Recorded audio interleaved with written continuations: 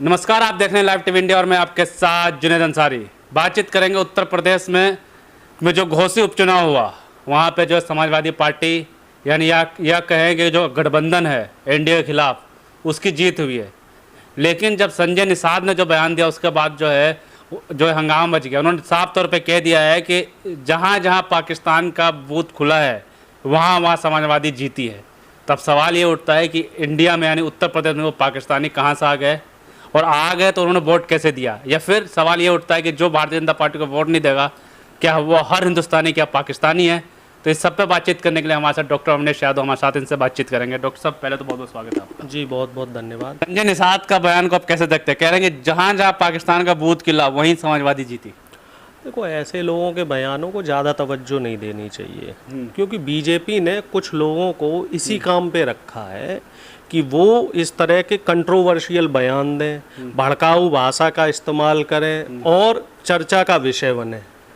Controversy create करना चाह रहे हैं संजय निषाद जी, और इनडायरेक्टली वो एक समुदाय को प्रोवोक करना चाह रहे हैं, उनकी भावनाओं को भड़काना चाह रहे हैं। तो ऐसे लोगों को तवज्जो नहीं देनी चाहिए। संजय निषाद हो चाहे ओम प्रकाश राजभर हो, इनकी खींच साफ दिख रही है कि जिस तरीके से घोसी जो उपचुनाव हुआ है, इसमें मुझे ऐसा लग रहा है कि एक तरफा वोटिंग हुई है। जो 60,000 वोटों का अंतर रहा हार जीत का, वो भी तब जब शासन प्रशासन पूरी तरीके से बीजेपी के फेवर में था। वहाँ लोगों को वोट नहीं डालने दिया जा रहा था, लोगों को परेशान किया जा रहा था।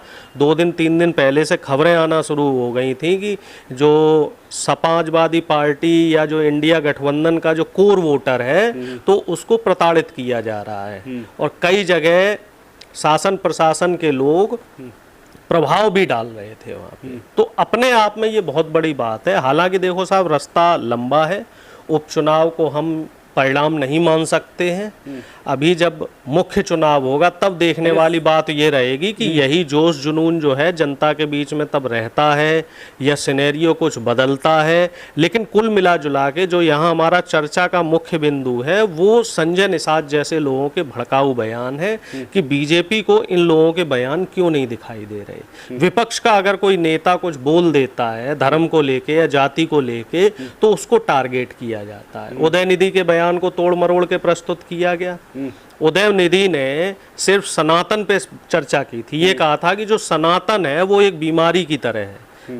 बीजेपी आईटी सेल के लोगों ने उस सनातन को सनातन धर्म से जोड़ लिया, जबकि सनातन का मतलब होता है पुरातन, यानी कि जो पुरानी व्यवस्थाएं हैं वो निश्चित तौर पे जो जाति व्यवस्था बनाई हुई है, जो जाति द्वेष भावना बनाई हुई है, दलितों के साथ जो अत्याचार होता है, पिछड़ों को जो पिछड़ी नज़र से देखा जाता है, उन्हें पढ़ने का अधिकार नहीं था, तो निश्चित तौर पे ये समाज में बीमारी है। और इसी को लेके उदयनिधि ने बयान दिया था कि इस व्यवस्था को बदलना है, संविधान की व्यवस्था लागू करनी है, सबको बराबरी का अधिकार होना चाहिए। उसको ये लोग तूल दे रहे हैं, सनातन धर्म का अपमान, सनातन धर्म का अपमान। अब संजय निषाद जी के बयान पे बीजेपी के जो लोग हैं वो कुछ क्यों नहीं बोल रहे कि हमारे देश में पाकिस्तानी कैसे आ गए, और अगर आ गए तो डबल इंजन की जो सरकार है बीजेपी सरकार वो क्या कर रही, योगी जी क्या कर रहे, मोदी जी क्या कर रहे, इतनी बड़ी सुरक्षा में चूक कैसे हो गई आखिर। अब या तो संजय निषाद जी गलत बोल रहे हैं या फिर दोनों सरकारें गलत हैं, दोनों सरकारें नाकाम है। और अगर संजय निषाद जी का बयान गलत है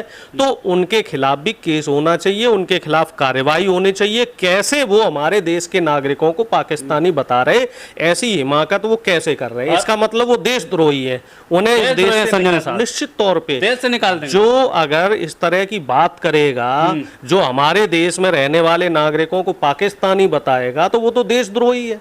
तो ऐसे लोगों को इस देश से निकालने की जरूरत है। ऐसे लोगों के खिलाफ तो राजद्रोह का केस करने की जरूरत है।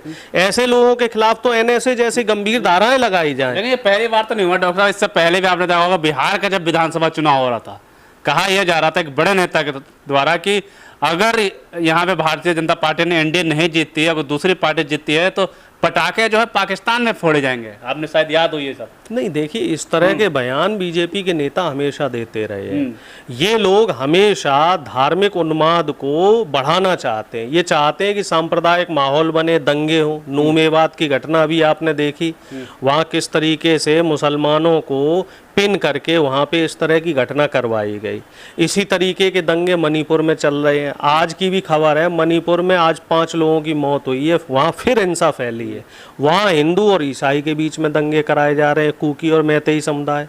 कुकी समुदाय ईसाई है, मैतेई समुदाय हिंदू है, इन दोनों के बीच में भड़काया जा रहा है। अच्छा, वहाँ एक पेच और है जो अब निकल के आया है। पेच ये है कि बीजेपी के जो विधायक हैं ज़्यादातर वो कुकी समुदाय के हैं, और जो सहयोगी दल के विधायक हैं वो मैतेई समुदाय के हैं, और जो मुख्यमंत्री हैं वो भी मैतेई समुदाय के हैं। तो कुल मिला जुला के ये है कि वहाँ पे मुख्यमंत्री और गृह मंत्री इन दोनों के बीच में जो है वो मतभेद आ रहे हैं। इसी वजह से मणिपुर की प्रॉब्लम सॉल्व नहीं हो पा रही है।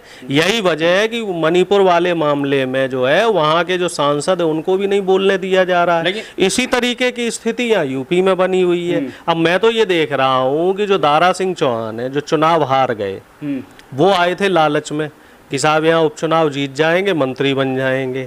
इसी तरीके से ओम प्रकाश राजभर वो भी आए थे लालच में कि साहब हम ये चुनाव जितवा देंगे और योगी जी हमें मंत्री बना देंगे। लेकिन इनके साथ तो वही हो गई कि चौबे जी जो है वो छब्बे जी बनने चले और दुबे जी बन गए। अच्छे भले दारा सिंह चौहान जो थे वो विधायक थे, उनकी विधायकी भी चली गई, अब तो 4 साल के लिए गई। 27 में ही मौका मिलेगा इनको, और 27 में भी क्या मालूम इन्हें टिकट मिले ना मिले, क्योंकि इधर से तो गए, अच्छे भले समाजवादी पार्टी में थे, इज्जत सम्मान था इनका, वो इज्जत सम्मान भी चला गया।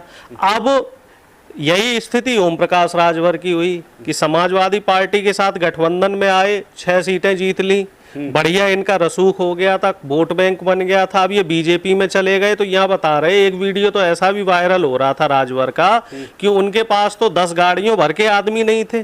कह रहे थे भैया मुख्यमंत्री जी ने 10 गाड़ियां दी है, गाड़ियां तो भरवा दो। राजभर जी के पास तो 100 आदमी भी नहीं है। अखिलेश को भेज रहे थे सैफई, अखिलेश यादव का हरा के सैफई भेज देंगे। अब एक बात मैं आपको बताऊं, सूरज के ऊपर अगर आप थूकोगे तो वो थूक आपके मुंह पे ही गिरेगा।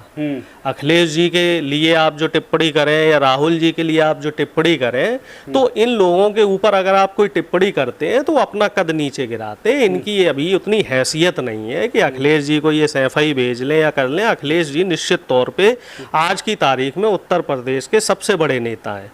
बेशक योगी आदित्यनाथ जी मुख्यमंत्री हैं, लेकिन आधार के तौर पे देखा जाए, बेस जो वोट है उसके तौर पे देखा जाए, दलित पिछड़ा और जो मुस्लिम समुदाय है, जो हमारा बहुजन समुदाय है, उनके बीच में सबसे लोकप्रिय नेता अखिलेश यादव जी हैं। देखिए चुनाव में पाकिस्तान है क्या संजय निषाद? देखिए चुनाव में हार जीत तो अलग चीज है। कई बार तो अटल बिहारी वाजपेयी लखनऊ से आ रहे, ग्वालियर से भी आ रहे, लेकिन निश्चित तौर पे अटल बिहारी वाजपेयी जी का सम्मान रहा है। अच्छे नेता रहे, बेशक वो बीजेपी के नेता रहे, लेकिन उनका हमेशा सम्मान रहा है। तो इसी तरीके का जो कद है वो अखिलेश जी का है। जो भारतीय जनता पार्टी को वोट नहीं देता, उन्हें दूसरे पाकिस्तानी, आप अगर भाजपा के साथ नहीं है तो आप कोई पाकिस्तानी, आप बता रहे हैं कि प्रदेश में सबसे ज्यादा जनाधार समाजवादी के साथ है, लेकिन समाजवादी के वोटरों को तो पाकिस्तानी कह दिया। देखो साहब, वो ऐसे कौन है भैया जो सर्टिफिकेट बांट रहे हैं? संजय निषाद जी ऐसे कौन है? वो तो भगवान राम के लिए भी बहुत कुछ कह रहे थे, राजा दशरथ के लिए भी उन्होंने अपमानजनक टिप्पणी की थी। तो संजय निषाद जैसे जो लोग हैं, इनकी दुकानें ही इसीलिए चल रही हैं क्योंकि वो कंट्रोवर्शियल बोलते हैं। कंट्रोवर्शियल बोलते हैं, सख्ती उनको लोकप्रियता मिलती है, इसके सहारे उनकी दुकान चल रही है। और संजय निषाद जैसे लोगों का ज़्यादा राजनीतिक भविष्य नहीं है। जनता इनको समझ गई है, ये कोई निषादों के मसीहा नहीं है। ये सिर्फ और सिर्फ अपनी जेबें भर रहे हैं, अपनी इनको जो है कुर्सी चाहिए, अपनी इनको जो मलाई चाहिए उसमें है, उसी के एवज में इन्होंने निषाद समाज को गिरवी रख दिया है।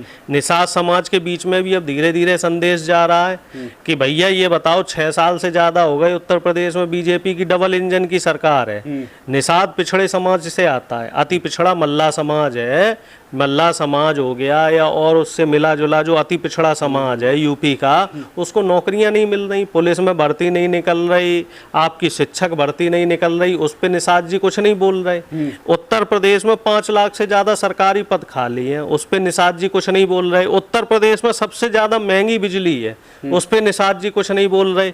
उत्तर प्रदेश में सबसे ज्यादा अगर किसानों का नुकसान हो रहा है तो वो बाबा जी के सांड नुकसान कर रहे हैं, उस पर निषाद जी कुछ क्यों नहीं बोल रहे? क्योंकि यूपी में ये पश्चिमी यूपी वाली बेल्ट छोड़ दो, बाकी पूरे यूपी में छोटा किसान है जिसके पास 2 बीघा 4 बीघा 1 एकड़ आधा एकड़ जमीन है, वो बेचारा खाने भर को कर पाता है, अपने जो गल्ला है वो खाने पीने भर का कर पाता है, वो भी उसका सांड खा के चला जाता है।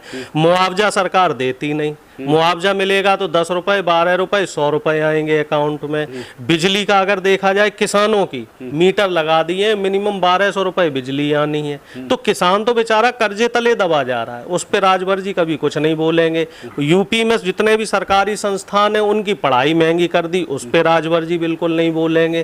तो राजभर जी की जो नीयत है, जो नीति है, जो मंशा है, वो यूपी की जनता समझ गई है। पूरा निषाद समाज जान गया है कि ये निषाद समाज के ठेकेदार बने हुए हैं, इन्हें ना तो निषाद समाज से कुछ लेना देना है, ना यूपी की गरीब जनता से कुछ लेना देना है, चाहे संजय निषाद हो, चाहे ओम प्रकाश राजभर हो, और ऐसे जितने भी बीजेपी में पिछड़ों के नेता बन रहे हैं। तो इन सब की पोल पट्टी धीरे धीरे जनता के बीच में खुलती जा रही है। जनता अब इनको जो है 2024 का चुनाव आने वाला है, हो सकता है अब ये पार्लियामेंट्री सेशन होने वाला है, इसमें हो सकता है मोदी जी जल्दी चुनाव घोषणा कर दें चुनाव की। मनोज तिवारी का कहना है कि भैया घोसी के अंदर मोदी योगी जैसा राज चाहिए, और रवि किशन का भी कहना है भैया अगर नेतृत्व होना चाहिए तो अमित शाह जैसा होना चाहिए। भैया दोनों का ये बयान अभी वायरल हो रहा है, लेकिन घोसी के रिजल्ट कुछ हो रहा है, तो कैसे मोदी योगी वाला राज पसंद नहीं है क्या आपको? देखो साहब, पहली बात तो ये है कि जो घोसी में प्रत्याशी था वो अमित शाह जी ने दिया।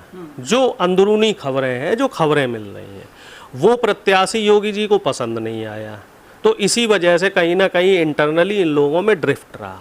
कहीं ना कहीं योगी जी बेशक वहाँ चुनाव प्रचार करने गए हों, लेकिन उन्होंने बेमन चुनाव प्रचार किया, उन्होंने ढंग से चुनाव प्रचार नहीं किया। और दूसरी बात, जो मनोज तिवारी हो, रवि किशन हो, और इस तरह के जो इतने भी भांड हैं, हम तो इन्हें भांड ही कहेंगे सीधी बात में, क्योंकि ये गाने बजाने वाले गाने बजाने वाले लोग हैं, इनको जनता ने सांसद बना दिया है, लेकिन इनकी जो आदतें हैं वो अभी तक नहीं गई। अब ये बताइए, अगर योगी जी और मोदी जी का शासन इतना अच्छा है तो उत्तर प्रदेश में सबसे ज़्यादा बेरोजगारी क्यों है? उत्तर प्रदेश में सबसे ज़्यादा क्राइम क्यों है?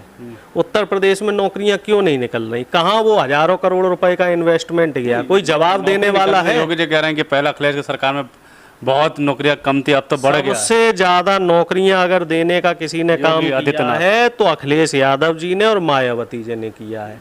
योगी आदित्यनाथ जी जब से सत्ता में आए हैं, सरकारी नौकरियां ना के बराबर हो गई हैं साहब। कहते तो मैंने सबसे ज्यादा दिया। आप ये देखो, 2018 के बाद पुलिस में कोई वैकेंसी नहीं निकली, 2018 के बाद मास्टरों की कोई वैकेंसी नहीं निकली, चाहे प्राइमरी शिक्षक हो, जूनियर शिक्षक हो, जो भर्तियां हैं वो अभी रुकी हुई हैं। 20,000 23,000 के आसपास पिछड़ी जाति के जो पद थे शिक्षकों के, वो पद खा गए योगी जी। बयान नहीं सुना योगी जी के अलावा नहीं, देखिए वो तो विधानसभा में ऐसा है, मैं बाबा के ऊपर ज़्यादा टिप्पणी नहीं करना चाहता क्योंकि फिर वो व्यक्तिगत हो जाती हैं। हालांकि उनके बारे में प्रचलित हैं बहुत सारी चीज़ें कि रात को 8 बजे के बाद कहाँ उनके आवाज़ से धुआं निकलता है, क्या निकलता है, वो देखो अलग चीज़ है, क्योंकि वो हमारे प्रदेश के मुख्यमंत्री हैं, तो हम ज़्यादा उनके बारे में नहीं कहना चाह रहे, नहीं तो फिर वो थोड़ा ठीक भी नहीं लगता। हालांकि सबको पता है कि बाबा जी क्या है, होशो हवास में बोलते हैं नहीं बोलते, बाबा को खुद ही नहीं पता रहता। कभी तो बाबा कहते हैं कि 2 लाख वैकेंसी खाली है, कभी कहते 4 लाख खाली है, और विधानसभा में कह रहे हैं सबसे ज्यादा भरी है। तो बाबा तो खुद कंफ्यूज है। आप लोगों के पिछली सरकार में, मेरी 1 मिनट रुकिए, पिछली सरकार, मैंने नशे की बात नहीं करी, मैंने ये कहा बाबा पूरे होशो हवास में नहीं रहते, बाबा बहके बहके रहते, बाबा खुद नहीं पता उन्हें करना क्या। ये बताओ, अखिलेश यादव और राहुल गांधी को पता है क्या करना है? पहले टेन्योर में 55,000 करोड़ का इन्वेस्टमेंट लाए बाबा जी नोएडा में, वो इन्वेस्टमेंट कहाँ गया? वो आज तक नहीं दिख रहा, हमें तो दिखा नहीं, मैं नोएडा में रह रहा हूँ, मुझे तो दिखा नहीं वो इन्वेस्टमेंट कहाँ गया। कह रहे हजारों नौकरियां आएंगी, लाखों नौकरियां आएंगी, इस बार फिर लाखों करोड़ रुपए का इन्वेस्टमेंट आया, यूं कह रहे कि 9 लाख नौकरियां आएंगी, लेकिन वो नौकरियां जा कहाँ रही हैं? अगर वो आवाज में सिर्फ 2 ही लोग होंगे देश में, राहुल गांधी और अखिलेश यादव और मोदी जी, अमित शाह, ये सब जो बयान देते हैं सब नशे होश में नहीं देते बयान। देखो मैंने तो ये बात बिल्कुल नहीं कही कि वो होशो-हवास में है या नहीं है। मैं तो ये कह रहा हूँ कि हमेशा कहता रहता है, पता नहीं क्यों बोल। बाबा को पता ही नहीं रहता बाबा बोल क्या रहे हैं। कभी कोई बात बोलेंगे, कभी कोई बात बोलेंगे, कभी कोई बात बोलेंगे। आखिर हम इतनी है प्रदेश की, तो एक बात 18 घंटे 19 घंटे काम कर रहे हैं लोग। नहीं तो सोना भी तो चाहिए। आप कितने घंटे सोते हैं भाई? मैं तो 7-8 घंटे की नींद लेता हूँ और डॉक्टरों ने भी कहा है कि 7-8 घंटे की नींद लेना जरूरी है। और जो व्यक्ति 18 घंटे जाग रहा है तो वो कोई काम नहीं कर रहा, वो बीमारी है भाई। नहीं, इतना भ्रष्ट है ना कि ज्यादा काम करना पड़ रहा है उनको। नहीं, उनको भैया बीमारी है, उनको नींद नहीं आ रही। देश में भ्रष्टाचार इतना हो गया, दिमाग में नींद चढ़ी हुई है। और जो आदमी फिजिकली फिट नहीं होगा, 18 घंटे जो जागेगा, 4-5 घंटे जो सोएगा, तो उसका दिमागी सेंटर में नहीं रहेगा, तो फिर वो क्या डिसीजन लेगा, क्या उसके बयान रहेंगे।